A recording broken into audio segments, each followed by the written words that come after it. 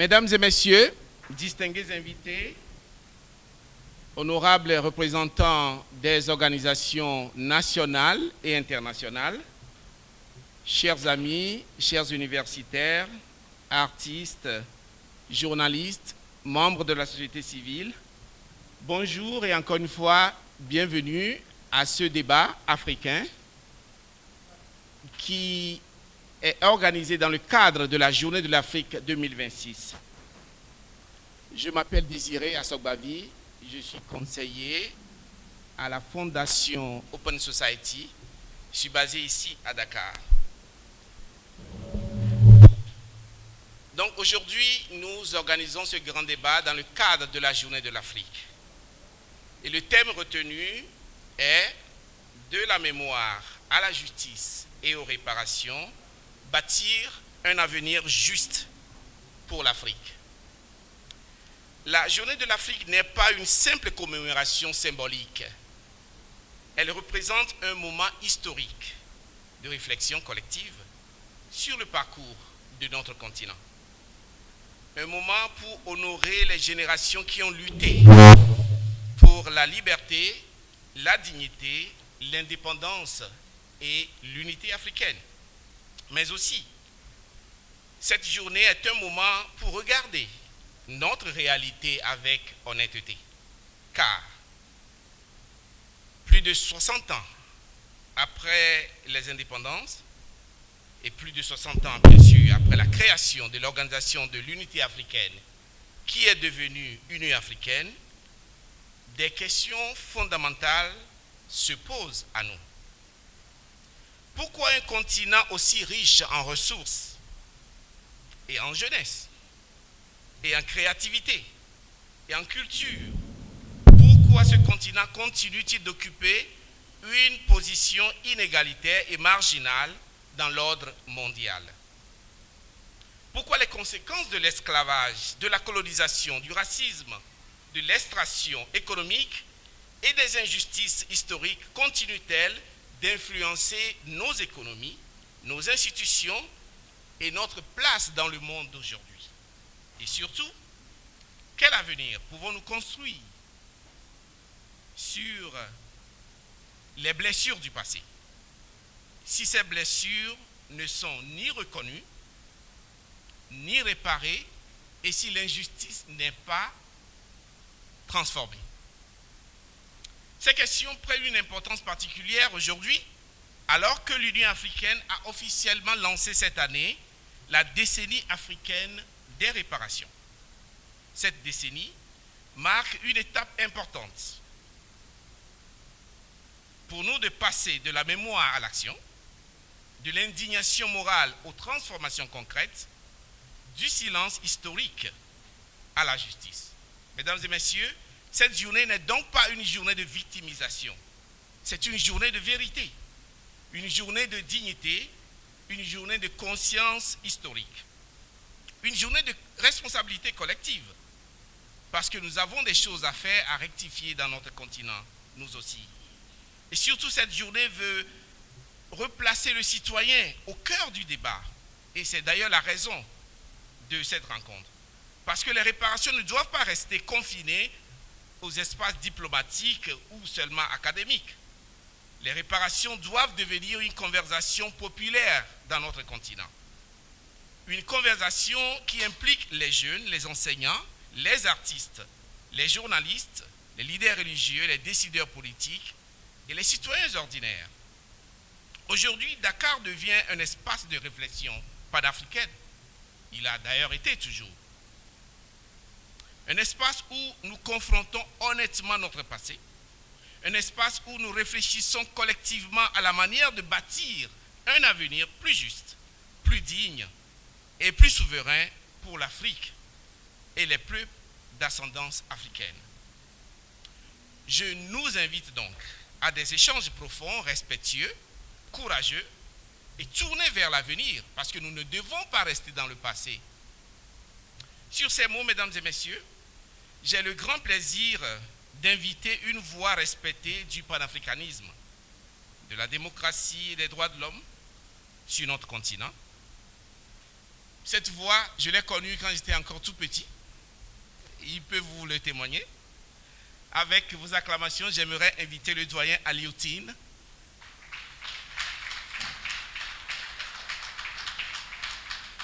Il est directeur de Africa Jom Center pour le mot officiel de bienvenue. Doyen, vous avez la parole. Merci beaucoup, mon cher Désiré. Mesdames, Messieurs les représentants diplomatiques, Mesdames, Messieurs les représentants de l'État, chers amis, chers Désirés, Monsieur le représentant du Haut-Commissaire aux droits de l'homme, cher Robert, mon cher Ibrahim Sall, Messieurs, Mesdames, je voudrais quand même dire la légitimité qui autorise mon ami Désiré à me donner la parole. Parce que sur cette question, nous avons été les grands commençants avec la conférence mondiale contre le racisme qui s'est déroulée à Durban entre août et septembre 2001, où pour la première fois, on a reconnu l'esclavage et la traite négrière comme crime contre l'humanité. Je pense que c'était très important cette conférence. Et puis, bien sûr, je pense que de toutes les conférences des Nations Unies, c'est la conférence où il y a eu les meilleures décisions en matière de droits humains. Mais hélas, après il y a eu le 11 septembre. Et avec le 11 septembre, la lutte contre le terrorisme a pris bien sûr le dessus et les priorités sur ce qu'on appelle la promotion des droits de l'homme, la défense des droits de l'homme, et ça n'a pas arrêté. Il est bon de voir le grand retour de la question des réparations, de la question de la vérité, de la question de la justice, reprise en main par l'Union africaine. Et très récemment par une très forte recommandation de la Commission africaine des droits de l'homme et des peuples sur la dizaine, c'est les 10 ans à venir, 2026-2036. Et je voudrais vraiment féliciter très chaleureusement Désiré de ramener cette question au niveau des citoyens, au niveau de la jeunesse. Parce que les conséquences de l'esclavage d'abord comme système, un système politique, un système également juridique avec le Code noir. Je pense que les gens connaissent le Code noir. Système économique, système, c'est-à-dire le système de déshumanisation des Noirs, avec des effets catastrophiques sur le plan économique, sur le plan social, sur le plan psychologique. C'est des millions d'individus qu'on a déportés. C'est des millions d'individus qui n'étaient plus considérés comme des êtres humains, mais comme des êtres meubles, comme de la marchandise. Et c'est leur force de travail gratuite qui a permis le développement de beaucoup de pays aujourd'hui, les pays européens, il faut quand même bien le reconnaître, les États-Unis. Et c'est un système qui a créé dans la durée et de façon structurelle la pauvreté, le sous-développement, souvent la haine de soi, l'aliénation. Et tous ces problèmes, ce sont des problèmes que nous subissons. Sur le plan juridique, ce qui s'est passé avec Haïti, tout le monde le sait.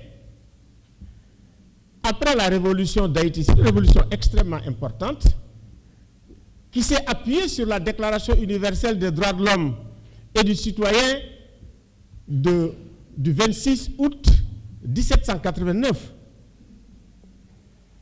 dont certaines des dispositions méritent encore d'être rappelées. L'article 1, tous les êtres humains naissent et demeurent libres et égaux en dignité et en droit. Article 2, interdiction des discriminations fondées sur la race, la couleur ou l'origine. Et 4, interdiction de l'esclavage. L'abolition de l'esclavage était déjà là. Et c'est sur cette base que les Haïtiens se sont appuyés pour abolir l'esclavage. Je pense que Robespierre lui-même avait aboli l'esclavage en 1793. Oui, mais en même temps, quand on regarde toute la philosophie des Lumières qui ont abouti à ces idées et à ces principes et à ces valeurs, quand on regarde ce que les écrivains ont écrit sur les Noirs, y compris même au XIXe siècle, c'est également, les Noirs étaient exclus des dispositions et de ces principes. En réalité, surtout ce qu'on appelle les colonies, les pays d'outre-mer. Ça, c'est les premières discriminations qu'on a eues. Et ça a été durable. Sur le plan économique, qu'est-ce qui a changé concrètement? L'économie coloniale, mais continue. Si vous prenez nos matières premières aujourd'hui, on est toujours dans l'économie de l'extraction et de l'exportation. Le continent regorge de ressources. Si vous prenez l'or dépensé, si vous voulez exporter par le Ghana, c'est plus de 9 milliards et quelques de dollars. Qu'est-ce que le Ghana y gagne? Peut-être 14%. Prenez le RDC, c'est presque 70%. Sur les 70% des ressources, ils n'ont même pas les 7%. Et la grande difficulté pour la plupart des Africains, et je pense que l'expérience de Dangote l'explique, avec sa raffinerie, où il ne pouvait même pas travailler. Il a expliqué ses misères. C'est ça le problème. Comment passer de l'économie de l'extraction à l'industrialisation? Je pense que ça, c'est une question sur laquelle il y a les réparations. Sur la question des réparations, je vais raconter une anecdote parce que j'étais le coordonnateur. Il y avait les conférences préparatoires. Et je me rappelle, quand on a terminé, le président Wade, à l'époque, avait dit qu'on n'avait pas besoin de réparations pécuniaires. Je me rappelle, nous avons dit au président Wade, si vous venez à Durban pour nous dire qu'on n'a pas besoin de réparations pécuniaires, on n'a pas besoin de vous. C'était la première fois qu'on m'arrêtait et qu'on m'amenait à la DIC. Mais c'était pour une courte durée, parce qu'un professeur comme Ibader avait protesté fortement. Et le soir, nous avons rencontré Wade au palais, on a discuté longuement avec le Cheikh Tidiane Gadio, certains de ces... Et de là est née, parce que c'est ça aussi la capacité de Wade, hein, c'est de là où est née la 6e région. La 6e région de l'Afrique comme 6e région de l'Union africaine, qui se sont constitués avec les afrodescendants. Et maintenant, il y a un programme, il y a des rapporteurs spéciaux auprès des Nations Unies concernant la question des 6e régions. Donc, c'est extrêmement important aussi ce qu'on appelle la justice. La justice, elle est très importante. Et la qualification, ça commence par la qualification du crime. Et récemment, il y a eu le Ghana qui a pris aussi, qui a proposé une résolution, c'est dans le cadre bien entendu de l'Union africaine, où l'esclavage est considéré comme le plus grave crime contre l'humanité. Voté par 153 États, surtout les Africains et les Caribéens, ils vont prendre la parole tout à l'heure pour parler, parce que peut-être que nous avons de petites divergences concernant la question des réparations. Et il faut qu'on en discute pour être d'accord. J'ai été frappé, je le disais tout à l'heure à Madame l'ambassadeur de Colombie, quand j'ai lu le texte de Madame Uribe. D'ailleurs, Ibrahima me dit que c'est lui qui l'a édité, que personne ne voulait éditer, ça s'appelait La Férocité noire. Un texte qui m'a très fortement marqué à l'époque,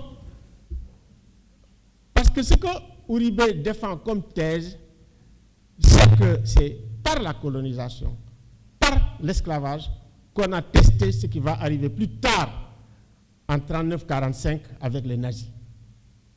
Tout cela, toutes les méthodes, toute forme de torture. Et puis, on l'a vu dans un pays où il y a eu le premier génocide reconnu par l'humanité, par les Allemands. Donc, les réparations, c'est d'abord de reconnaître ces crimes. Les réparations, c'est de présenter des excuses. Avec la loi Taubira, qui a été extrêmement importante, je pense que ça fait partie des recommandations faites par Taubira à l'époque. Quand même où la France, pour la première fois, a reconnu l'esclavage et la traite négrière comme crime contre l'humanité. Les réparations, c'est aussi, bien sûr, le fait de réparer la pauvreté et le sous-développement structurel de nos pays. Comment? En investissant dans l'éducation, en annulant les dettes. Les dettes nous tuent. C'est très important. Et puis ensuite, impliquer les Africains dans la gouvernance mondiale. Avoir au moins, comme on dit, 2 postes ou bien 2 représentants au niveau du Conseil de sécurité, mais surtout parmi les membres permanents du Conseil de sécurité. Et je pense que ce ne sont pas des revendications énormes, mais aussi les réparations pécuniaires. Là, je pense aussi qu'il y a un débat entre nous et les Sud-Africains, et il est bon, dans le cadre de la conversation que nous avons, de voir comment nous allons faire de plus en plus d'unité. Mais on ne peut pas régler tout cela sans l'unité africaine. Nous disons, et c'est notre proposition, nous avons, concernant les problèmes, je dirais, des relations avec les autres, ça veut dire les géopolitiques, les problèmes économiques, il y a la ZLECAf, c'est vrai, mais tant qu'on n'aura pas commencé à travailler sur des États fédérés, au niveau des régions, d'abord, en Afrique de l'Ouest, fédérer le grand hiatus qu'on a entre la CEDEAO et l'AES déjà, et les États qui les composent, et mettre en commun nos moyens économiques et aller vers l'industrialisation. Parce que seuls les pays ne peuvent pas s'industrialiser. Fédérer nos moyens pour régler la question de la souveraineté sécuritaire, c'est important. Fédérer également nos moyens pour qu'on ne soit pas divisé, éclaté par les puissances impériales qui regardent nos ressources. Voilà, des pro-russes ici, des pro-machins là-bas. Mais si nous avons les mêmes alliances au plan sécuritaire, je pense que c'est là aussi où nous devons avoir, comme on dit, la même vision en matière de droit international. Donc, l'économie en commun, les relations internationales en commun et également la sécurité en commun. C'est ce que j'appelle la géopolitique, la géoéconomie et la géostratégie. Je vous remercie de votre attention. Merci beaucoup, Monsieur le Président. Merci d'avoir mené le débat. Et nous allons avoir le plaisir de le développer et d'avoir l'avis des uns et des autres sur la question de réparation. Notre prochaine intervenante, auquel le doyen Aloutine a fait déjà allusion, représente un pays dont l'histoire et l'engagement rappellent que les discussions, les débats sur les mémoires de l'esclavage et de la colonisation dépassent les frontières physiques de notre continent, l'Afrique. Ces discussions constituent une préoccupation mondiale. Et j'apprécie particulièrement son Excellence l'ambassadeur Claudia Patricia Mosquera Rosero de la Colombie, dont le pays vient d'abriter le forum de haut niveau ministériel. Il y a eu quelques présidents aussi, entre les pays de l'Amérique latine et des Caraïbes, réunis sous CELAC et l'Afrique. Donc, mesdames et messieurs, sous vos applaudissements, j'aimerais inviter son Excellent l'ambassadeur Claudia Patricia Mosquera Rosero.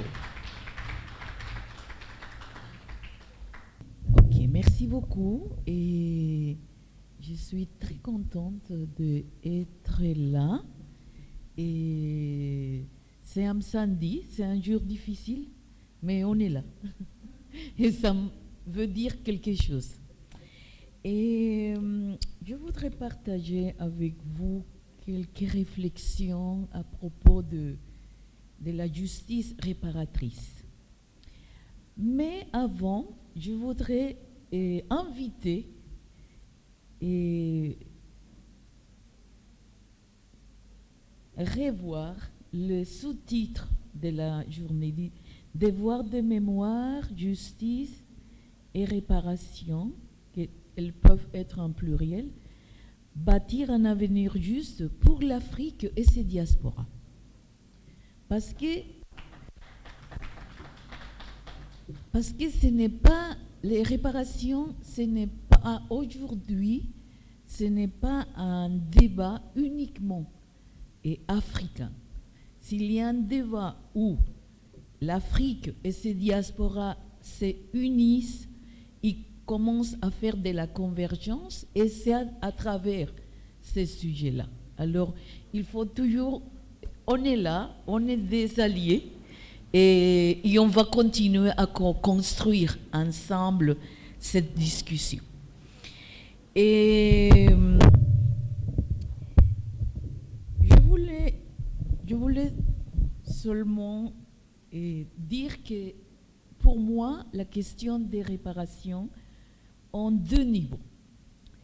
Et on pourrait dire un niveau de l'agenda global et un niveau national. Et dans l'agenda global, qu'est-ce qui cherche les réparations? Que c'est un concept qu'on peut toujours problématiser. C'est-à-dire, c'est un concept que, du point de vue épistémique, on peut se demander si c'est le meilleur concept. D'abord parce que les réparations ont cette dimension de je fais un dégât, j'ai fait quelque chose d'incorrect et je peux toujours payer pour ça. Mais il se trouve qu'il y a des dégâts, il y a des blessures qui ne sont pas simplement payables. Okay? Alors, ce concept de réparation, il a un côté libéral qui dérange beaucoup de gens. Et je suis ouverte à qu'on discute si c'est le meilleur concept. Mais pour le moment, c'est le concept qu'on est en train d'utiliser. Il est probable qu'au bout de 10 ans, quand la décennie de l'Union africaine est finie, on décide d'appeler ce processus d'une autre manière. Bon.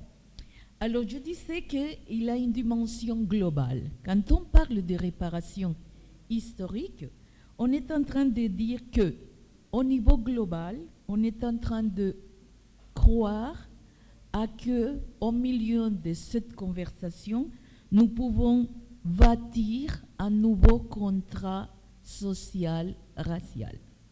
Première chose. Qu'on peut penser un monde sans racisme anti-noir. Que nous pouvons avoir un monde dans lequel l'Afrique et ses diasporas sont vus comme protagonistes du monde.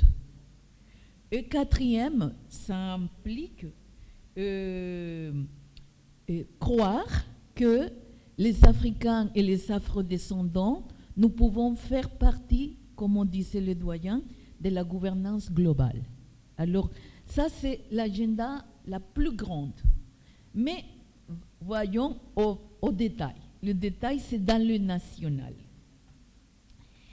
Alors, avant de parler de la dimension nationale de réparation, je veux seulement vous rappeler des choses. Par exemple, que les réparations historiques, c'est un long débat. Ce n'est pas qu'aujourd'hui, nous venons de le découvrir. Ce n'est pas en 2000 ans, à Durban, que nous avons trouvé ce concept. Ce concept existe depuis le mouvement abolitionniste. C'est-à-dire très tôt. Même la traite n'était pas abolie dans beaucoup de nations latino-américaines. Il y avait déjà des gens qui parlaient de réparation. Alors, ça fait partie d'une longue tradition de pensée et d'action. Et nous devons connaître ça et étudier ça. Parce que des fois, la pensée est comme ça. Il y a des gens qui ont dit des choses dans le XVIIIe siècle qui continuent à être valables aujourd'hui. Et aujourd'hui, on pense qu'on est en train de créer tout. Mais il paraît que non, il y a des gens qui ont pensé avant nous. Alors, de manière honnête, il nous correspond connaître qu'est-ce qu'ils ont dit les autres avant nous. Alors, c'est une question qui a toujours été attachée à ce qu'on appelle les dettes coloniales et les réparations qui ont eu les esclavagistes impériaux blancs. Et c'est une espèce de... c'est très lié au fait que dans beaucoup des espaces géographiques, c'est les anciens esclavagistes qui ont reçu des indemnités pour avoir esclavisé, et pas les populations esclavisées. Alors, c'est pour ça qu'il a toujours ce sujet-là été au cœur de mouvements sociaux, et surtout les mouvements sociaux liés à la question de la justice raciale. C'est une demande qui a toujours été là. Il y a beaucoup de mouvements. Si vous étudiez le mouvement états-unien, par exemple, les réparations sont là. Si vous étudiez le mouvement noir brésilien, les réparations sont là. Mais depuis le début.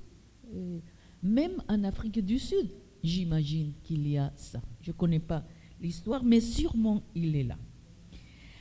Alors, mais en même temps, il y a toujours une négation systématique aux réparations. En même temps que ça a toujours été dans l'agenda, dans plusieurs géographies, elle a toujours été sujet à non, on n'a pas à réparer. Pourquoi? Qu'est-ce que c'est? Surtout quand il s'agit de nous, parce que dans le monde, il y a eu des réparations. Vous savez qu'il y a eu des réparations aux victimes de l'Holocauste, aux Japonais, aux peuples maoris, aux peuples autochtones du Canada, mais pas pour nous. Et c'est cette injustice qui a toujours animé ces mouvements de nature politique. De manière plus récente, en Afrique, parce que ça s'est aussi développé dans beaucoup de scénarios. Et c'est ça qui est fascinant dans ce débat. C'est qu'est-ce qu'ils disent là-bas, qu'est-ce qu'ils disent ici, qu'est-ce qu'ils disent par là. Alors ici, dans le continent, il y a eu Abuja, et en 1993 a été le premier congrès panafricain des réparations. C'était un moment très fort. Mais ici à Dakar aussi, et dans la conférence de Gorée 2001, Monsieur le doyen peut-être se souvient de cette conférence de Gorée, où on a parlé de l'engagement international pour les réparations et on a parlé des fonds de développement ici. Alors il faut aller chercher cette bibliographie qui doit exister. Et après, il y a eu la conférence de Durban. Durban a été très intéressant, et le doyen qui a été un protagoniste C'est-à-dire ça, il est quelqu'un, si j'avais votre âge, j'organiserais beaucoup de rencontres pour connaître tout ce que le doyen a à nous dire. Parce que c'est quelqu'un qui a été, il a été protagoniste et il est vivant. Ouais. Alors il faut tenir compte de cette sagesse qu'il y a là pour qu'on connaisse encore davantage. Alors, Durban a été un moment aussi important. Là, on a commencé à dire, il s'est passé deux choses à Durban. Est née la catégorie afrodescendant. Et politiquement et globalement, parce que cette catégorie existait au Brésil. Et le mouvement noir brésilien l'utilisait. Et là, dans cette conférence, on a dit qui était un afrodescendant. On a dit, et un afrodescendant, toute personne qui est liée à l'histoire de la traite et qui reconnaît son histoire liée à cette histoire. Parce que, par exemple, j'entends deux fois en Espagne, deux gens de la diaspora récente qui disent à ses enfants, tu es afrodescendant. Et là, il y a une espèce de chose qu'on doit résoudre avec un concept qui a déjà été signifié. Bien sûr que tous les concepts, on les resignifie. Ça fait partie de la pensée. Mais là, on a dit qui était un afrodescendant. Alors, on a dit c'est les personnes liées à cette histoire, mais aussi on a dit la traite transatlantique a été un crime de lèse-humanité. Et ces effets sont, on peut les voir jusqu'à la contemporanéité. Ils sont invités, tous les États, à faire des choses pour changer cette situation. Malheureusement, cette conférence n'a pas eu de succès. Elle a eu beaucoup de problèmes. Les États-Unis se sont retirés, Israël s'est retiré. Elle a été, disons, un peu un échec, mais en Amérique latine, non. On a continué à travailler les discussions qui ont été faites à ce moment-là. Alors, à partir de ça, CARICOM, un autre acteur qui est important dans cette discussion, c'est les Caraïbes. Tous ces petits États que vous voyez là, qui sont très disciplinés, qui pensent et réfléchissent ensemble, ils agissent ensemble, et ont pris le sujet des réparations et ont créé une institutionnalité pour penser les réparations à travers des CARICOM et ont fait un plan d'action. C'est ce que nous devons faire et c'est ce que nous comprenons comme réparation. Après, il y a eu la Colombie qui a créé une commission intersectorielle pour penser les réparations tant pour les personnes afrodescendantes comme pour les populations autochtones. Et dans cette mouvance, en Amérique latine, nous travaillons beaucoup le concept de justice réparatrice ou justice réparative, que c'est quand même un concept ouvert, il n'est pas fermé. Personne ne peut dire ici, la justice réparative est ça, parce que c'est un concept émergent, c'est un concept en construction. Et qu'est-ce qu'il dit? Bon, il dit, toute justice réparatrice ou réparative doit être transformatrice. OK? Et elle doit se distinguer de la justice sociale et des programmes sociaux que nous faisons comme État. Alors c'est un autre type de justice qui a à l'intérieur de la mémoire d'un passé qui a des blessures, qu'il faut en parler, mais a aussi le concept de réparation à l'intérieur. Et alors, qu'est-ce qu'elle veut, cette justice réparatrice? Et d'abord, elle veut engager un dialogue avec tout le monde, avec l'Afrique, avec les pays concernés, avec les bénéficiaires de la traite, et se mettre d'accord sur qu'est-ce que nous devons transformer. Alors, ce n'est pas une justice qui cherche uniquement des choses matérielles, mais elle cherche la transformation de ces structures du racisme et l'avènement d'un ordre mondial géopolitique plus juste. La justice réparatrice s'enracine dans l'histoire de la déshumanisation et de la racialisation de l'esclavage noir. Elle s'inscrit aussi dans le présent. Ça, c'est une particularité de cette justice. Elle veut actuer aujourd'hui. Elle voit le passé, mais c'est pour transformer le présent et le futur. Et elle, réellement, un de son focus, c'est le racisme structurel. Le racisme structurel, c'est aussi une discussion à donner. Il est où le racisme structurel? Il y a des sociétés où on le voit, c'est clair. Oui, dans ma société, il est dans les indicateurs de qualité de vie. Les gens d'ascendance africaine ont des indicateurs de qualité de vie plus bas que ceux de la population métisse. Ici, je vous demande, ici, les Africains, où est-ce qu'il est ce racisme structurel? Est-ce que vous avez pensé à ça? Ou c'est une discussion que vous devez faire interne? Parce que moi, je ne sais pas où est-ce qu'il est cette... Mais aussi, elle a dans l'œil les violences. Les populations d'ascendance africaine dans les Amériques se vit beaucoup de violences, de toutes sortes. Et la justice réparatrice a dans l'œil toutes les violences qui se déploient dans la vie des afrodescendants. Alors, c'est une justice aussi qui se fait avec une perspective décoloniale.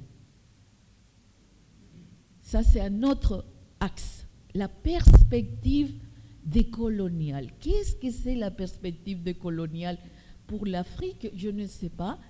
Pour l'Amérique latine, c'est une autre manière de penser, de dire, d'être dans le monde. Et où la pensée, les concepts jouent un rôle très important. Alors, et aussi une justice qui voit les majorités. Parce qu'il y a un type de justice réparatrice qui aime voir les élites. Alors, on pacte avec des élites, oui, on se demande si ces élites ont vraiment besoin d'une justice réparative. Nous disons ce qui nous intéresse, ce qui passe à la majorité. Et ça ne nous intéresse pas tellement la vie des personnes exceptionnelles, sinon la vie des gens majoritaires dans le pays. Alors, une autre chose qui là-bas nous intéresse, en Amérique latine, dans les Caraïbes, sont ces populations où il y a des pratiques culturelles et des résistances historiques essentielles. Parce que là-bas, nous avons des populations qui vivent avec ces savoirs endogènes, où on a fait tout un travail pour que tout ça soit valorisé pour nos États-nations. Mais aussi, il y a des populations qui ont fait beaucoup de résistance historique à l'idéologie du métissage, au fait de vouloir nier l'Afrique en Amérique latine. Ça a été un combat, vous ne savez pas combien. Nous avons lutté pendant des siècles pour que ce pays-là reconnaisse que l'Afrique habite là-bas. Et vous devez le savoir. Bon. Alors, et c'est aussi, nous voulons aussi que dans la justice réparatrice, on aurait tous ces territoires qui ont tout fait pour préserver la vie et la dignité de la condition humaine. Alors, quels sont les objectifs les plus généraux de la justice réparatrice? C'est rééquilibrer les inégalités historiques, géopolitiques et économiques, reconnaître des droits collectifs.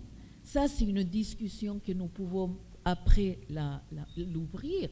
C'est qu'en Amérique latine, on dit, bon, il y a des droits individuels, que c'est une conquête de l'humanité, mais nous aussi revendiquons des droits collectifs. Et pour nous, les droits collectifs sont très importants pour la survie de la vie. Alors nous parlons des droits collectifs à la nature, des droits collectifs pour la terre, des droits collectifs pour les ressources. Ces ressources que le capitalisme cherche autant. Nous voulons, à travers le concept de droits collectifs, protéger nos territoires, qui sont convoités toujours. Parce que là-bas aussi, nous avons des terres rares, des matériaux importants pour cette phase du capitalisme. Alors, nous voulons réécrire notre histoire, ou nos histoires au pluriel. Elles ont été faussées. De la manière comme vous ne connaissez ce qui passe aujourd'hui, par exemple, beaucoup d'entre vous, peut-être, vous ne connaissez pas assez la diaspora de l'autre côté du monde, n'est-ce pas? Ça fait partie de ce processus décolonial. Pourquoi les systèmes éducatifs ne nous ont pas mis dans les pensions? Pourquoi dans les systèmes éducatifs des Amériques, surtout de l'Amérique latine et Caraïbes, l'Afrique n'apparaît pas, ou apparaît comme les Européens ont voulu la montrer. Ok? Alors nous luttons aussi pour ce que nous appelons la justice épistémique et placer les territoires au centre des politiques de réparation. Ça sera pas, la réparation ne sera pas ni pour les personnes, ni pour des familles. Ça serait pour des territoires qui expriment de manière douloureuse toute l'histoire de la traite jusqu'aujourd'hui. Alors, quand on est dans une perspective de réparation, de justice réparatrice, il faut que nous commencions à voir chez moi où ils sont ces territoires qu'il faut incorporer dans cette réflexion. Dans la justice réparatrice, les femmes jouent un rôle essentiel. Pourquoi? Parce que les femmes noires en Amérique latine ont été essentielles à la résistance, à la cohésion sociale et à la transmission culturelle. Peut-être là, nous pouvons trouver des ressemblances. Et aussi, pour nous, c'est très important ce que je veux vous dire. Là-bas, en Amérique latine, il y a beaucoup de savoirs africains qui sont d'ici, qui sont là-bas. Peut-être ici, ils ont été fragilisés, mais là-bas, ils ont une vitalité énorme. Et ça, c'est une chance inouïe pour tout le monde des savoirs qui étaient ici, qui ont voyagé avec les populations mises en esclavage et qui sont là. Et que c'est des savoirs très importants. Pourquoi? Pour le changement climatique, par exemple, pour une autre manière de se soigner, par exemple, pour une autre manière d'être au monde. Ils sont là. Et tous ces savoirs ont aidé énormément à la protection des écosystèmes. Je ne sais pas si vous savez qu'en Amérique latine, comme ici, dans quelques lieux de l'Afrique, il y a la biodiversité la plus importante au monde. Bon, ici, il y a des exemples, au Gabon par exemple, mais là-bas, nous avons presque 20 lieux stratégiques pour la survie de la Terre. Et qui sont les protagonistes de ces écosystèmes? Les populations d'origine africaine. Les populations autochtones sont eux qui ont préservé ces lieux sacrés. Pour nous, la justice réparatrice doit rendre hommage à cette capitale, cette capacité de création et de conservation que nous avons eue. Alors, qu'est-ce que nous devons réparer? Nous devons réparer les multiples formes de dépossession que nous avons suivies avec des violences et des déplacements. Et nous devons réparer un capitalisme, les effets négatifs d'un capitalisme que nous appelons du désastre et de la dépossession. Et pour ceci, et je vais finir avec ça, nous devons, au nom de la justice réparatrice, renforcer la production de connaissances. Nous devons continuer à penser. Nous devons continuer à penser dans nos propres termes. Nous devons arrêter cette manie de parler, il faut citer un auteur européen pour être vus comme des personnes respectables. Arrêtons ça. Pensons pour nous-mêmes. Nous pouvons, nous sommes capables. Nommons, risquons. Alors, la justice réparatrice, c'est une entreprise de pensée nouvelle. Parce que sinon, on ne peut pas refaire le monde avec les mêmes catégories. Les catégories nous sommes vulnérables. Nous sommes des populations pauvres. Nous sommes tous ces concepts qu'on nous a mis dans la tête sont vraiment nuisibles pour nous repenser et pour avoir un autre protagonisme. Alors, il faut produire des connaissances de tous les niveaux. Oui. Par exemple, en Amérique latine, nous disons que nous avons des intellectuels de base. On ne réserve pas la catégorie d'intellectuels seulement aux universitaires. On dit tous ces leaders qui sont dans les communautés, tous les gens qui n'ont même pas des fois de diplôme, c'est des intellectuels. C'est des intellectuels, on les appelle de base. Mais on reconnaît qu'ils pensent. Alors, il faut transformer les récits dominants sur nous-mêmes et nous-mêmes créer d'autres. Il faut inclure des voix marginalisées. C'est un exercice complexe. Je ne suis pas dupe. Bien sûr que les voix marginalisées, des fois, n'ont pas le format que nous avons, ni n'ont pas le format que nous pensons que c'est le convenable. Mais ces voix marginalisées, il faut l'inclure dans notre discussion. Et il faut démocratiser les espaces de dialogue.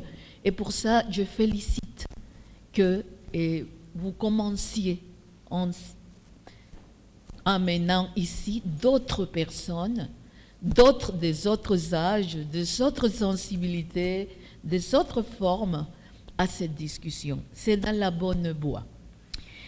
Et bien sûr que cette discussion est en relation avec des actions multilatérales, bilatérales, avec des initiatives culturelles, mais surtout, toujours avec l'idée de transformer. Nous devons transformer et faire des liens. Par exemple, nous, en Amérique latine, nous proposons, et maintenant, c'est vrai que je finis là, de souligner, par exemple, les liens entre réparation historique et les enjeux climatiques contemporains. Et nous pouvons penser à faire des liens, parce que c'est nos populations qui ont des connaissances hyper importantes que nos États peuvent utiliser pour transformer des régions, des écosystèmes stratégiques qui peuvent servir pas uniquement au ministère et aux grandes conférences, mais à changer réellement la vie des populations. Et il faut une approche intersectionnelle où les femmes noires, les femmes africaines doivent avoir un autre lieu, un espace un protagonisme majeur. Et surtout, ici en Afrique, parce que c'est quand même une démographie particulière, ici je dirais que c'est les femmes et la jeunesse, ceux qui sont invités à prendre le flambeau de cette discussion qu'elle a quand même plus d'un siècle. Merci beaucoup.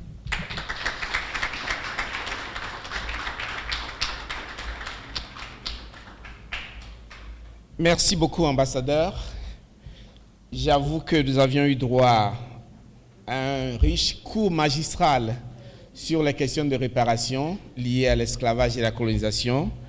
Merci surtout d'avoir partagé votre expérience et puis les perspectives de l'Amérique latine et des Caraïbes sur la question. Et la réaction de la salle déjà témoigne de la recevabilité de ce que vous avez transmis. Merci encore une fois. Mesdames et messieurs, la question de réparation est également et surtout une question de droits humains. C'est une question de dignité, nous l'avions dit, une question d'égalité et de justice internationale. Et c'est pourquoi, quand nous l'avions invité à se joindre à nous, le représentant régional du Haut-Commissaire des Nations Unies pour les droits de l'homme dans cette région n'a pas hésité une seconde pour accepter notre invitation. Il m'a même dit ce matin qu'il s'est senti convoqué. Sous vos applaudissements, j'aimerais inviter mon cher ami Robert Kochani à prendre la parole.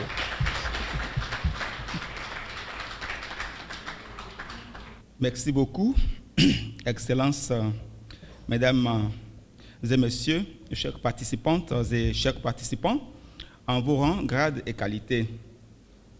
C'est pour moi un honneur de prendre la parole ce matin à l'occasion de la Journée de l'Afrique, édition 2026, commémorée cette année sous le thème particulièrement fort et qui me touche à la fois en tant qu'Africain et en tant qu'officier des droits de l'homme, à savoir la destinée de l'Union africaine sur les réparations liées à l'esclavage et à la colonisation, devoir de mémoire, justice et réparation.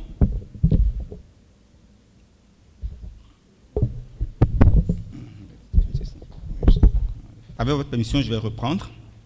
Je disais tantôt que c'est pour moi un honneur de prendre la parole ce matin à l'occasion de la Journée de l'Afrique, édition 2026, qui est commémorée cette année sous un thème particulièrement fort et qui me touche à la fois en tant qu'Africain, mais aussi en tant qu'officier des droits de l'homme, à savoir décennie de l'Union africaine sur les réparations liées à l'esclavage et à la colonisation, devoir de mémoire, justice et réparation au pluriel, bâtir un avenir juste pour l'Afrique. Je souhaite d'emblée remercier les organisateurs de cet événement d'avoir associé le Haut Commissariat des Nations Unies aux droits de l'homme à la commémoration. Je vais citer Open Society Foundation, Africa Jom Center et Trust Africa pour leur engagement constant en faveur de la justice et des droits humains. Je voudrais également saluer la qualité et la diversité des participants et participantes ici présents. Votre présence illustre la vitalité d'un dialogue multi-acteurs qui est indispensable pour traiter d'une question aussi fondamentale que celle des réparations liées à l'esclavage et à la colonisation. Excellences, Mesdames et Messieurs, la commémoration de ce jour revêt un sens profondément particulier. Au-delà de la dimension symbolique et du simple exercice de mémoire, cette commémoration intervient à un moment historique de l'Union africaine, notre organisation panafricaine, qui a proclamé la décennie des réparations 2026-2036 et où la communauté internationale commence à reconnaître plus explicitement les injustices historiques liées à l'esclavage et à la traite transatlantique. La proclamation de l'Union africaine, à laquelle je me suis référé tantôt, fait écho à l'adoption au mois de mars par l'Assemblée générale des Nations unies de la résolution 80-250 reconnaissant la traite des Africains comme le crime le plus grave contre l'humanité. Ce fait marque aussi un tournant diplomatique et normatif majeur, en ce sens qu'il confirme que la question des réparations n'est plus périphérique, mais qu'elle s'impose désormais comme une composante centrale du débat international sur la justice, l'égalité et la dignité humaine. L'esclavage et la traite transatlantique constituent l'une des violations les plus graves et les plus systématiques de la dignité humaine. Ils ont façonné des structures économiques, sociales et politiques qui continuent d'influencer profondément les inégalités contemporaines. Comme l'ont souligné les plus hautes instances des Nations Unies, ces phénomènes ne relèvent pas uniquement du passé. Ils ont contribué à la construction d'un ordre mondial marqué par des déséquilibres persistants, des discriminations structurelles et des exclusions durables. La reconnaissance de cette réalité ne vise pas à rouvrir les blessures de l'histoire, mais à permettre une compréhension lucide des causes profondes des inégalités que nous vivons actuellement, afin d'y apporter des réponses justes et durables. Le secrétaire général des Nations Unies, M. Antonio Guterres, a ainsi déclaré à cette occasion, je cite, « L'enlèvement de millions d'Africains a contribué à constituer une terrible atteinte à la dignité humaine. La traite transatlantique des esclaves est un crime contre l'humanité qui a porté atteinte à l'intégrité même de l'être humain, brisé des familles et dévasté des communautés. » En ce sens, et selon le HCDH, la justice réparatrice, HCDH entendu comme Haut Commissariat des Nations Unies aux droits de l'homme, la justice réparatrice repose sur 3 dimensions étroitement liées. La vérité et la mémoire historique, la transformation structurelle des inégalités, ainsi que l'éducation et la mobilisation citoyenne. La mémoire et la vérité permettent de reconnaître les souffrances et de documenter les injustices du passé. La dimension structurelle vise à répondre aux conséquences économiques, sociales et institutionnelles de ces héritages historiques. Et enfin, l'éducation et l'engagement citoyen sont essentiels pour renforcer une conscience collective juste, plus éclairée et plus inclusive. Cette approche holistique rappelle que la justice réparatrice n'est pas un acte ponctuel, mais un processus continu qui implique les États, les institutions internationales, les communautés et les citoyens, comme l'a déjà si bien décrit l'ambassadeur de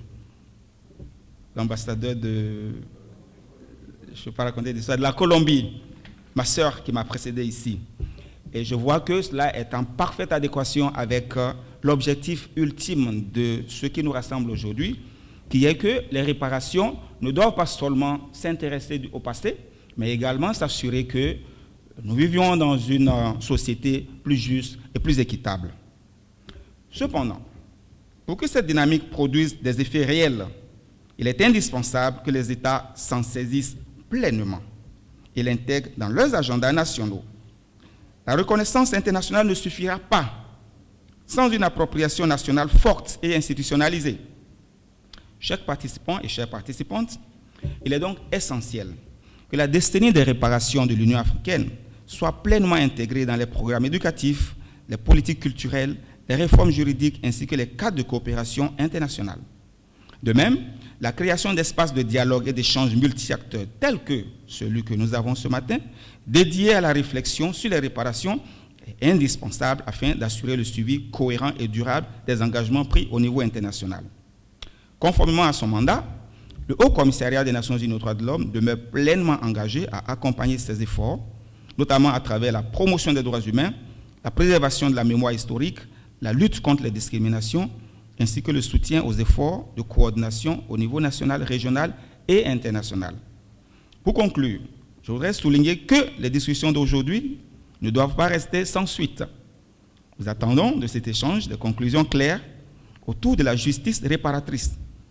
Et pourquoi pas des actions concrètes en matière de sensibilisation, de renforcement du dialogue entre États et société civile, de documentation des initiatives existantes, ainsi que de coordination des efforts de plaidoyer au niveau national, régional et international.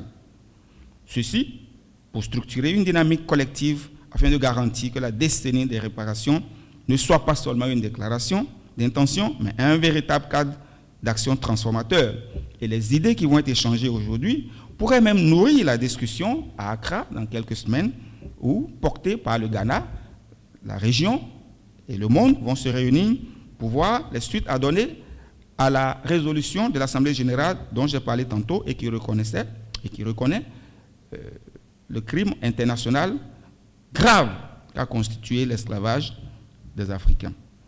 Puisse cette destinée de réparation, au même titre que l'adoption de la résolution mentionnée tantôt, consacrée aux victimes de l'esclavage et de la traite transatlantique, marquer un tournant décisif, transformateur de la mémoire en action, la reconnaissance en justice concrète et ouvrant la voie à un avenir fondé sur la dignité, l'égalité et la réparation pour tous les peuples d'Afrique et de sa diaspora. Je vous remercie pour votre aimable attention.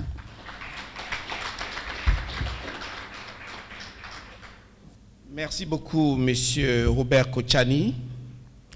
Nous saluons, bien entendu, le rôle important que les institutions onusiennes jouent pour que cette question soit vidée complètement.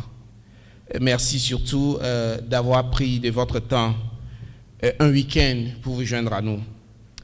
Et bien sûr, comme vous l'aviez suggéré, l'un des objectifs de cette rencontre, c'est de collecter les avis, les opinions et les propositions qui pourront alimenter le débat qui a lieu présentement au niveau de l'Union africaine pour créer une position commune africaine sur les réparations. Et nous promettons de transmettre à l'Union africaine les conclusions de ces assises. Merci beaucoup encore une fois. Mesdames et messieurs, les institutions intellectuelles africaines et les organisations de la société civile jouent un rôle essentiel pour transformer la mémoire historique et mobiliser les citoyens pour la réparation. Et au rang de ces institutions qui sont à l'avant-garde de cette lutte est Trust Africa, dont le siège est ici. Son directeur exécutif, Dr Ebrima Sall, qui est co-organisateur de cette rencontre, est parmi nous et je l'invite respectueusement, sous vos acclamations, à prendre la parole.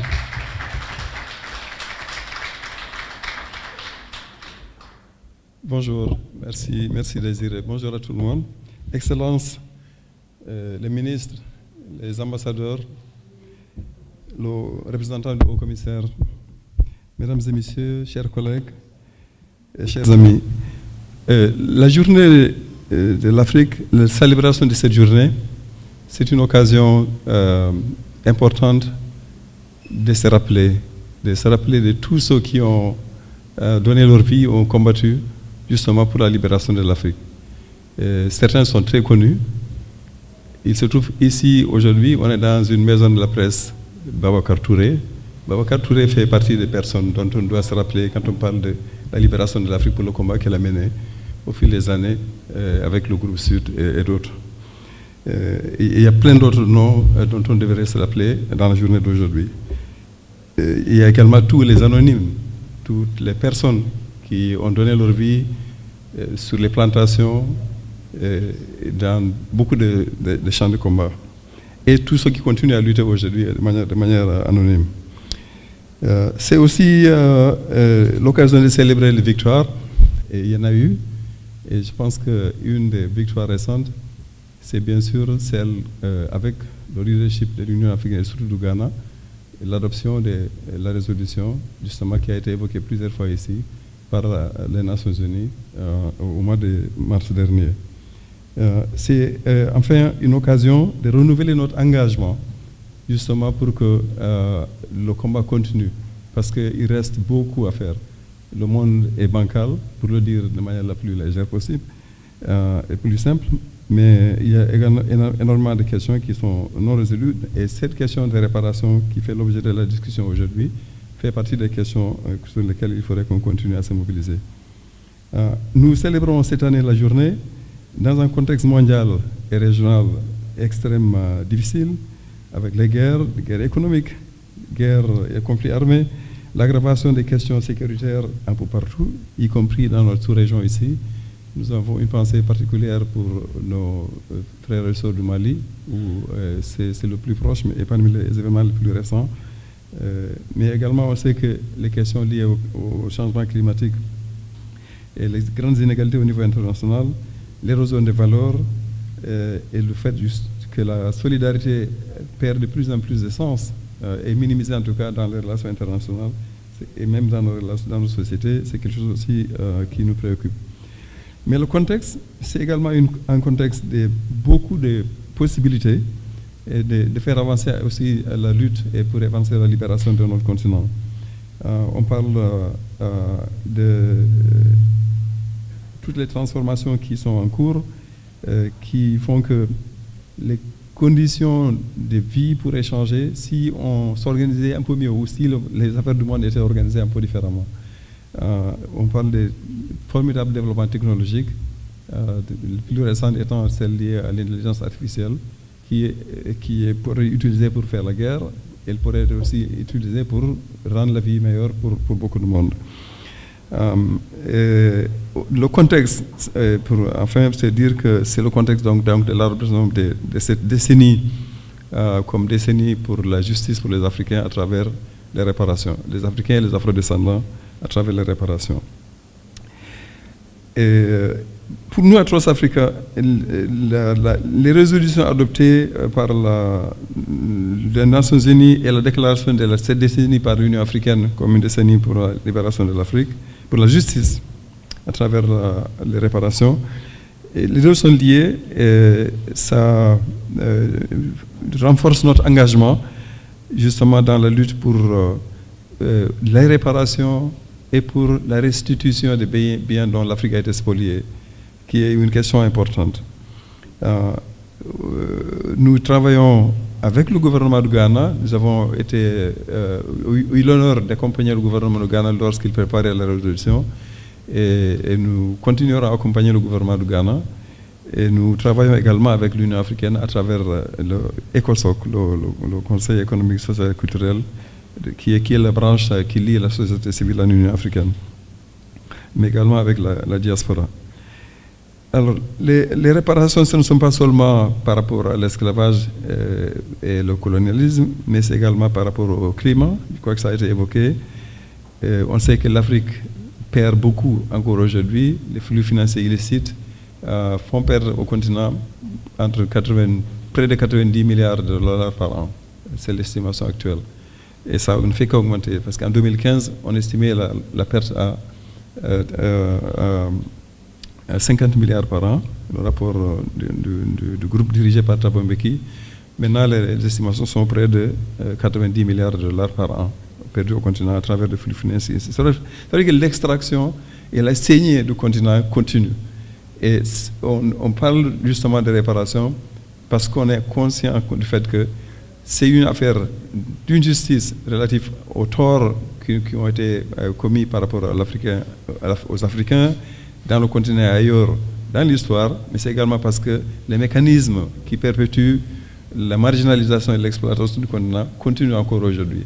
Donc il va falloir qu'on continue à se lutter. Alors, il y a des... par rapport aux biens culturels dont le continent a été spolié, comme par rapport aux ressources qui ont été perdues, qui sont perdues d'ailleurs, parce que ça continue, à travers le flux financier illicite, il y a des positions qui ont été adoptées par l'Union africaine. Il y a une position commune sur la restitution des biens qui ont été spoliés. Et la restitution, c'est aussi un phénomène mondial. Hein. Tout le monde réclame, presque à tout le monde, le fait d'avoir été spolié par leurs biens culturels à l'occasion de la colonisation ou d'une guerre ou d'une occupation quelconque. Les Japonais réclament à d'autres, les Chinois réclament aux Japonais, les Grecs réclament tout le monde. Donc les Africains aussi ont beaucoup à réclamer, surtout comme ça a été établi que dans le cas de la France seulement, l'étude que Bénédicte Savoy et Felwine Sarr ont fait a montré qu'il y a 95 000 objets d'art dans les musées publics de France. Ça, c'est la France seulement. Donc, pourquoi les réparations? Pourquoi on continue à parler donc de réparations? Parce que effectivement, c'est une question de justice. Et on a du mal à faire reconnaître par ceux qui ont été responsables de ça historiquement et leurs descendants que, en fait, le sous-développement de notre continent aujourd'hui est lié en grande partie à ce qu'on a vécu historiquement et à la création de mécanismes qui perpétuent justement l'exploitation et la saignée. On sait qu'il y a une dette donc historique liée à l'esclavage. L'ambassadrice du Colombie a parlé de la dette coloniale, qui est également importante. Mais il y a aussi le fait qu'il y a cette injustice climatique. L'Afrique a contribué très peu par rapport à ce qui a amené les problèmes climatiques qu'on vit aujourd'hui. Et pourtant, on subit les effets du changement climatique et ce n'est pas reconnu comme il le faut par la communauté internationale. La question est de savoir aussi de qui on réclame des réparations. Et en fait, si on regarde ceux qui étaient engagés, si on prend le cas de l'esclavage seulement, l'esclavage dont on a parlé tout à l'heure là, c'est tout un monde en fait. Ce sont les États, et notamment les États européens et les États-Unis. Ce sont des banques, ce sont des compagnies financières et maritimes, ce sont des compagnies d'assurance, ce sont des universités. Les grandes universités y compris, hein, Harvard, Yale, Oxford, ont été partie prenante de l'entreprise de l'esclavage d'une manière ou d'une autre. Ce sont des grandes familles, y compris la famille royale anglaise et autres. Ce sont des industries, l'industrie du textile, l'industrie du sucre. Et c'est également toute une série de villes qui ont bénéficié donc justement de cette pratique, de ce commerce-là, d'esclavage. Alors, ça s'est établi et ça a été discuté à plusieurs reprises. Et donc, certains de ces acteurs-là ont reconnu qu'effectivement, c'était du tort qu'ils ont causé. Et les universités ont développé des programmes de bourse, par exemple, pour essayer de réparer. Donc, il y a un petit mouvement qui s'est fait dans le sens de la réparation. La conférence de Durban a été évoquée par mon grand frère Alioune Tine, par l'ambassadrice et par d'autres intervenants. C'est cette année qu'on se rappelle que c'est le 25e anniversaire de Durban, de la conférence de Durban. Et je pense que c'est l'occasion également de revenir sur la question et avancer l'agenda de Durban. Surtout qu'il faut aussi se dire que ce n'est pas les réparations, ce n'est pas seulement par rapport au passé, c'est évidemment par rapport à l'avenir auquel nous aspirons. Mais il faut aussi qu'on se rappelle que dans nos sociétés, nous traînons aussi des choses dont il faudrait qu'on parle plus explicitement et plus ouvertement. Il y a beaucoup de gens qui subissent, qui vivent dans l'esclavage dans nos sociétés africaines même. Et ces gens-là, quand ils ont appris, il y a un réseau d'organisations, de descendants de personnes qui vivent la discrimination sur la base de leur ascendance ou l'esclavage, là.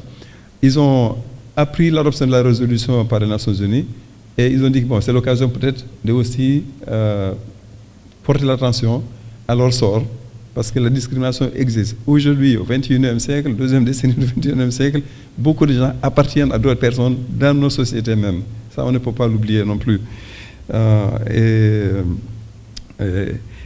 Pour terminer, je dirais que, et certains des intervenants ont déjà évoqué la question, on pourrait faire avancer la question des réparations et la question des restitutions si on ne l'isole pas de la problématique du contexte mondial dans lequel nous vivons. L'architecture économique et financière mondiale et l'architecture de gouvernance mondiale perpétue, celle qui existe actuellement, perpétue la marginalisation du continent africain, même si certaines de ces architectures sont en crise. L'architecture mondiale de gouvernance est en crise, là c'est connu. Ils n'arrivent pas à trouver des solutions aux grands problèmes et aux grandes guerres que nous vivons aujourd'hui. Mais pendant le temps qu'ils existent encore, ils perpétuent la discrimination et la marginalisation de l'Afrique. Je voudrais aussi nous rappeler que le backlash a commencé. C'est-à-dire que le retour du bâton, là, le MAGA des États-Unis et d'autres s'organisent justement pour contrer ces mouvements pour les réparations. Et au mois de mars de cette année, un grand responsable états-unien que je ne vais pas nommer a tenu un discours à Munich en exhortant les Européens à être moins complexés par rapport au racisme et par rapport à leur passé colonial.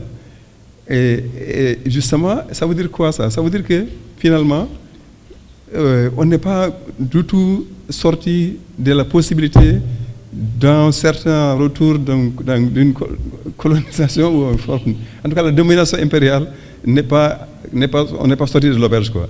Qu'on tienne des discours pour dire que ne soyez pas gênés pour avoir été raciste ou pour avoir colonisé les pays.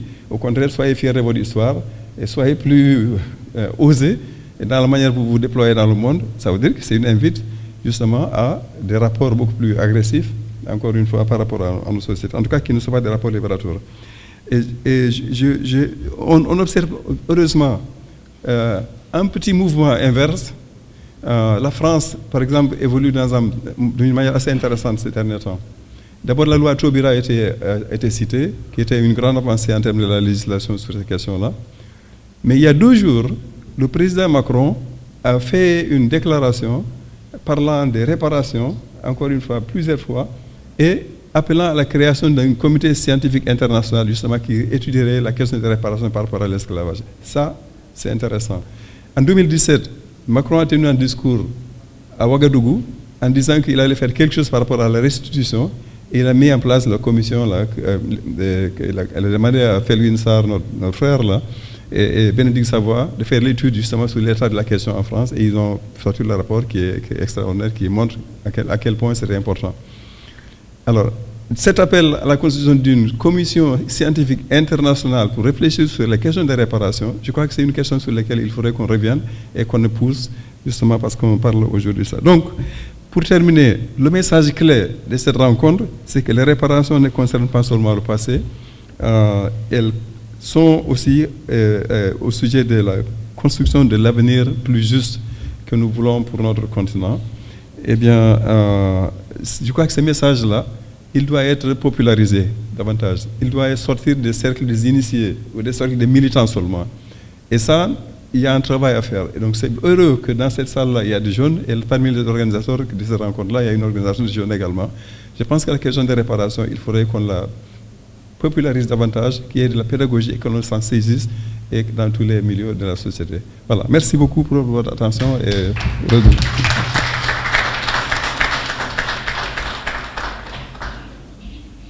Merci beaucoup, Dr. Sall, pour avoir partagé ces perspectives précieuses qui devront alimenter notre discussion.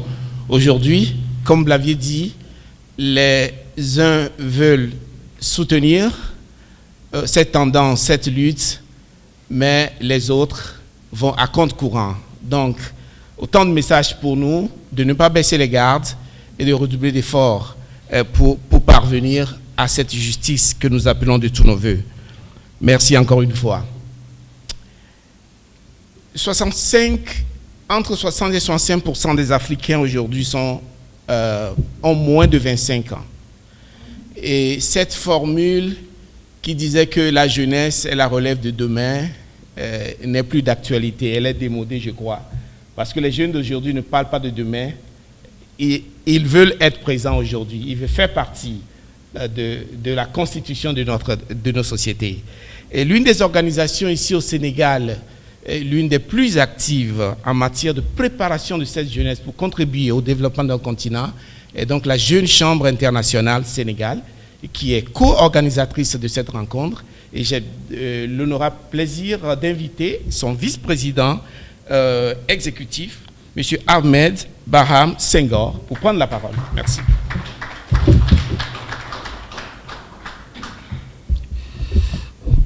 Bonjour à tous. Merci Désiré. Je suis très honoré de me retrouver avec nos panélistes très expérimentés. Et ce serait un honneur d'apprendre, merci, près de vous. Je vois ici le doyen Aluntine que je ne voyais qu'à la télévision. C'est un honneur pour moi. Alors, je suis Ahmed Barham Senghor, vice-président exécutif de la Jeune Chambre internationale Sénégal, qui est une organisation de jeunes leaders entreprenants, présents dans plus de 110 pays dans le monde. Et notre mission, c'est d'offrir aux jeunes des opportunités de développement à travers la formation, le leadership, et de faire en sorte qu'ils impactent positivement leur communauté. Nous avons des volets formation, nous avons des volets business entrepreneuriat et des volets impact communautaire. Nous sommes au Sénégal depuis 1975, plus de 50 ans maintenant, et nous sommes dans la citoyenneté active et de leadership entrepreneur. J'ai écouté nos panélistes et je me suis rendu compte que nous, les jeunes, on est handicapés. Nous héritons de cette histoire qui n'est pas en notre faveur. Et nous sommes venus à un moment où cette inégalité existe toujours.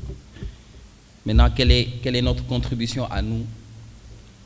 Je rappelle également que je suis banquier et nous, les jeunes, on aime l'argent, les questions financières. Mais il ne s'agit pas de faire la courbette ou de tendre la main pour qu'on nous rende quelque chose qui appartient bien sûr au passé ou à l'histoire. Mais de revenir bien sûr sur quelques points. Devoir de mémoire, justice et réparation, bâtir un avenir juste. C'est une thématique qui nous interpelle, nous les jeunes. Et je me rappelle en 2019, on s'était battu au niveau de la Jeune Chambre internationale, au Bureau mondial, pour mettre en place une campagne qu'on appelle I Am Africa, qui s'appelle Man My Afrique. Et on voulait développer cette campagne pour que chaque pays de l'Afrique se l'approprie. Qu'au Sénégal, qu'on dise Man My Sénégal, Man My Gabon, etc., etc. Cette campagne-là n'a pas tenu longtemps parce que c'était comme une discrimination pour les autres continents, alors que la Jeune Chambre est une organisation mondiale. Et en 2019, j'étais le directeur de cette campagne. On avait fait des sessions de training pour les jeunes, on avait éveillé leur conscience sur l'histoire de l'Afrique et bien sûr sur les questions de réparation. Aujourd'hui, cette campagne est en train de renaître avec le programme Man My Sénégal pour 2025 jusqu'à 2027. Et bien sûr, c'est de faire en sorte que cette jeunesse-là puisse avoir cette conscience de ce que c'est que prendre la responsabilité de son pays et de son continent. Je disais, cette thématique nous oblige à regarder notre histoire, bien sûr, avec lucidité et responsabilité, parce que ce n'est pas un simple exercice du passé où on revient sur des choses, c'est un acte de conscience. Et bien sûr, je reviens sur l'aspect financier, qui nous intéresse plus les jeunes, puisque nous sommes handicapés. Quand on parle de devoir de mémoire, il s'agit aussi d'économie, de monnaie, de crédit. Et je suis maintenant à plus de 5 ans d'expérience dans le monde du finance à Coris Banque Internationale. Et on se rend compte que la mémoire économique de l'Afrique n'est pas reconnue. Aujourd'hui, pendant des décennies, l'Afrique fournit des matières premières, de l'or, cobalt, zircon, etc., mais sans contrôler les mécanismes financiers. Aujourd'hui, encore beaucoup de pays africains exportent leurs ressources en dollars ou en euros, puis doivent emprunter ces mêmes devises à des taux élevés. On parle ici de taux standard au Sénégal de 12%. En Europe, on peut aller sur 3-4%. C'est des inégalités que l'on doit réparer. Et bien sûr, la justice économique aussi commence par l'accès équitable au crédit pour les jeunes et également pour les femmes. Nos économies subissent des chocs quand elles ne sont pas contrôlées. Et quand le dollar monte, on se rend compte que nos importations aussi deviennent plus chères. Et quand les réserves de change baissent, les banques centrales aussi durcissent le crédit. Donc le défi n'est pas seulement de changer de monnaie, d'avoir une monnaie africaine, etc. Mais le vrai défi, c'est de construire des économies solides, productives et crédibles. L'Afrique possède des réserves de change importantes, mais contient encore un manque d'infrastructures d'énergie. D'accord? Il nous faut plus d'usines de transformation, plus de banques agricoles, plus de crédits pour les jeunes et les femmes, et à des taux vraiment équilibrés. Et c'est à nous de travailler là-dessus. L'Afrique aussi doit être unie et parler d'égal à égal au niveau des instances financières, au niveau de la Banque mondiale, la FMI. On doit être unis. Donc aujourd'hui, les grandes décisions financières, on se rend compte qu'elles se prennent souvent sans une représentation proportionnelle de l'Afrique, au regard de son poids démographique et de sa jeunesse. L'Afrique doit être au cœur de la croissance économique de ce siècle. Et ce continent doit renforcer non seulement ses banques régionales, doit développer des paiements inter- ou inter-africains, financer davantage ses économies en monnaie locale.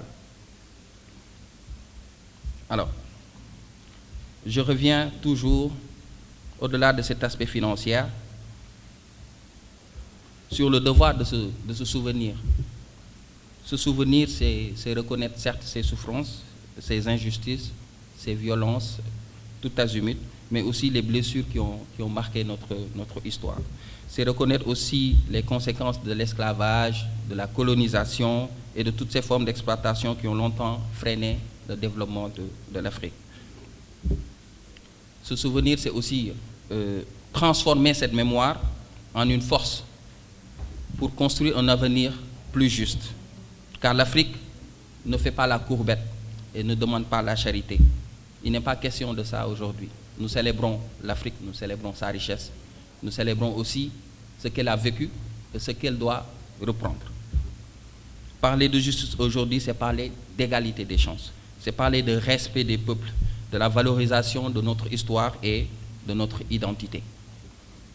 Parler de réparation, c'est aussi permettre à cette jeune génération, aux générations futures, de croire pleinement en leur potentiel et de prendre la responsabilité de l'Afrique. Et cette responsabilité nous concerne tous, nous les jeunes, et surtout les femmes. À la Jeune Chambre internationale, nous croyons que la foi en Dieu donne à la vie son véritable sens, que la fraternité humaine transcende la souveraineté des nations, que la liberté des individus et de l'entreprise assure mieux la justice économique. L'autorité doit s'appuyer sur la loi et non sur l'arbitraire. Que la personne humaine est la plus précieuse des richesses et que servir l'humanité constitue l'œuvre la plus noble d'une vie. Donc continuons de croire en une Afrique qui assume son histoire sans laisser celle-ci la limiter dans ses ambitions. Et c'est ensemble dans l'unité, la justice, la responsabilité que nous bâtirons une Afrique plus forte, plus digne, plus juste pour les enfants et pour les générations du futur. Je vous remercie.